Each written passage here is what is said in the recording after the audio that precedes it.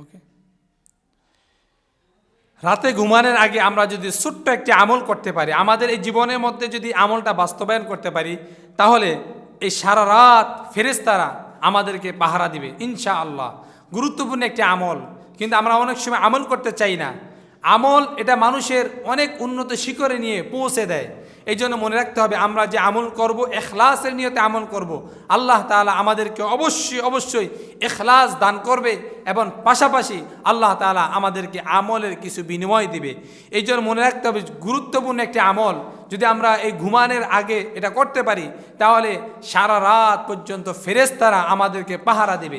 দুনিয়ার কোনো police, army, BDR নয়, আল্লাহ তাআলার মনোনীত ফেরেশতা যারা রয়েছে তারা আমাদেরকে পাহারা দিবে আর সারা রাত আমাদের জন্য দোয়া করতে থাকবে। যদি ফেরেশতারা দোয়া করে, তাহলে ওই দোয়া কখনো আল্লাহ তাআলা ফিরিয়ে দেন না। ওই দোয়া আল্লাহ তাআলা ওই বান্দার জন্য রহমত হিসাবে কবুল করে নেয়। এই জন্য মনে রাখতে হবে, এই ছোট্ট আমলটা আমরা যেন কখনো আমাদের মাঝ থেকে ছুটে না যায়। এর জন্য আমরা একটা হাদিসের মাধ্যমে আজকে এই আমলটার থেকে আমরা শিক্ষা গ্রহণ করব। তাবরানী শরীফের মধ্যে এসেছে, আব্দুল্লাহ ইবনে ওমর থেকে বর্ণিত, তিনি বলেন রাসূলুল্লাহ সাল্লাল্লাহু আলাইহি ওয়াসাল্লাম বলেছেন যে ব্যক্তি ঘুমানোর পূর্বে পবিত্রতা অর্জন করে, পরিষ্কার পরিচ্ছন্নতা হয়, তার মানে ওযু অবস্থায় ঘুমায়, তাহলে ওই ব্যক্তির জন্য আল্লাহ তাআলা ফেরেশতা নিযুক্ত করে দেয় এবং ওই ফেরেশতারা ওই বান্দার জন্য সারা রাত পর্যন্ত দোয়া করতে থাকে, আল্লাহুম্মা গফির আবদুকা, ওয়া আল্লাহ এই বান্দাটাকে, এই আবদাকে, তোমার গোলামটাকে তুমি মাফ করে দাও। এই গুরুত্বপূর্ণ একটি ছোট্ট একটি কাজ, ঘুমানোর পূর্বে অজু করে ঘুমানো। যদি আমরা অজু করে ঘুমাই, তাহলে আমাদের প্রশান্তির ঘুম হবে। আজকে আমরা অজু না করে আমরা অনেক সময় দেখা যায় ক্লান্ত শরীর নিয়ে আমরা ঘুমিয়ে থাকি।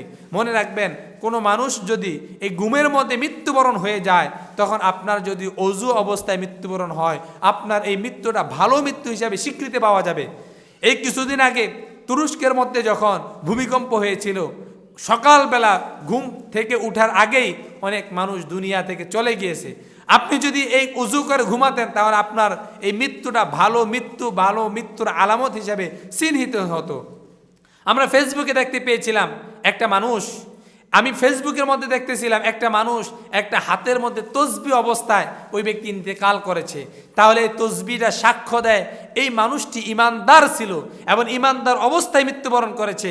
হয়তোবা ওই ব্যক্তি তাহাজ্জুদ পড়ার পরে তসবিহ পড়তেছিল, এই অবস্থায় ভূমিকম্প হয়েছে, লোকটি ইন্তেকাল করেছে, কিন্তু ওই ব্যক্তিকে হয়তোবা আল্লাহ তাআলা ভালো মৃত্যু হিসেবে কবুল করে তাকে জান্নাত দিতে পারে। কিন্তু কোনো মানুষ যদি মদের বোতল হাতে নিয়ে অবস্থায় ভূমিকম্পের আঘাতে দেয়াল চাপা পড়ে মৃত্যুবরণ করে, ওই মানুষ কাল কিয়ামতের দিন এই মদের বোতল অবস্থায় আল্লাহর দরবারে উঠবে আর মদ খাবে, আর মানুষ দেখবে যে এই লোকটা দুনিয়ার মধ্যে পাপাচার ছিল, গুনাহগার ছিল, মদ খেয়েছে, কিন্তু যেই লোকটি আর তসবিহ অবস্থায় মৃত্যুবরণ করেছে, সে যদি আল্লাহর কাছে উঠে বলে, আল্লাহ এই যে আমার হাতে তসবিহ ছিল, এই অবস্থায় আমি মৃত্যুবরণ করেছি, আল্লাহ তাআলা বান্দাকে হয়তো ছোট্ট একটা আমলের কারণে আল্লাহ মাফ করে দিতে পারে।